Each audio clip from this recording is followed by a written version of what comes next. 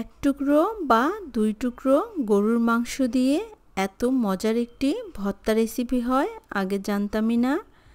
Hello বন্ধুরা, আসসালামু আলাইকুম।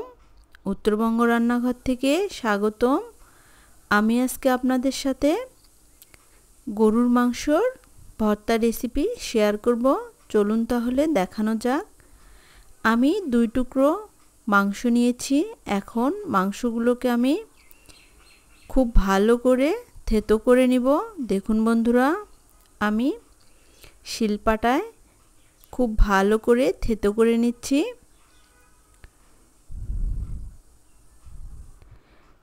থেতো করে নেওয়া হয়ে গিয়েছে। দেখুন বন্ধুরা, কত সুন্দরভাবে হয়ে গেল।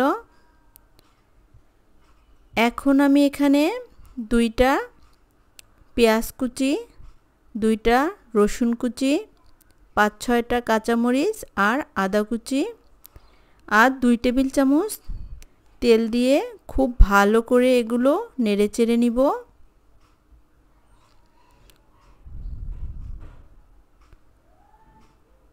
দেখুন বন্ধুরা, মাংসগুলো আর পেঁয়াজগুলো সফট হয়ে গিয়েছে।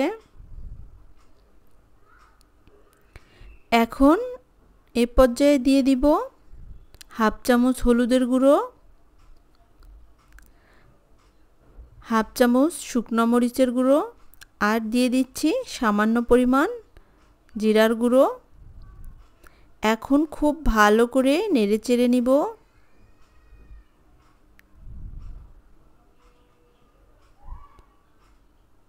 এখন দিয়ে দিচ্ছি লবণ। এখানে আমি হাফ চামচ লবণ দিয়ে দিচ্ছি। এখন খুব ভালো করে নেড়েচেড়ে নিচ্ছি। এখন সামান্য একটু পানি দিয়ে দিব। পানি দিয়ে ঢাকনা দিয়ে ঢেকে দিব।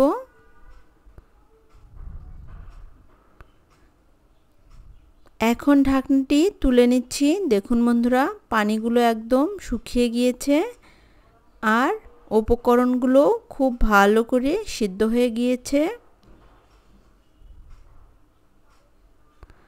এভাবে কিছুক্ষণ নেড়েচেড়ে ভেজে নিব। যখন সুন্দর একটি কালার চলে আসবে তখন নামিয়ে নিব। দেখুন বন্ধুরা, কত সুন্দর একটি কালার চলে এসেছে। এখন নামিয়ে নিচ্ছি। এখন আমি এগুলো পাটায় বেটে নিব। খুব মিহি করে এগুলো পাটায় বেটে নিব। এই কাজটি ব্লেন্ডারেও করা যেতে পারে, তবে পাটায় বেটে নিলেও বেশি স্বাদ হয়ে থাকে।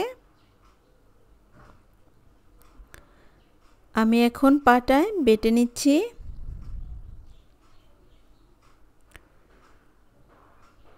আমি এভাবে দুইবার করে বেটে নিব।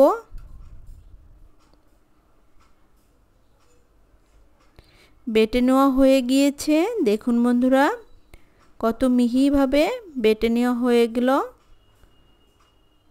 এখন ভর্তার শেপ দিয়ে দিব। আমি গোল গোল করে শেপ দিয়ে দিচ্ছি। এভাবে আমি সবগুলোই বানিয়ে নিব। সবগুলো ভর্তায় গোল গোল করে শেপ দেওয়া হয়ে গেল।